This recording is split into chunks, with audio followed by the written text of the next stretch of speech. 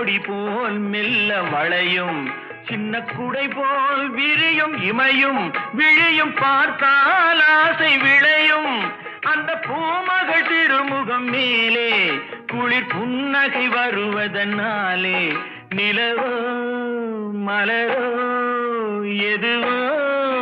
நான் பார்த்ததிலே அவள் ஒருத்தியை தான் நல்ல அழகி என்பேன் நல்ல அழகி என்பேன் நான் கேட்டதிலே அவள் வார்த்தையை தான் ஒரு கவிதை என்பேன் ஒரு கவிதை என்பேன்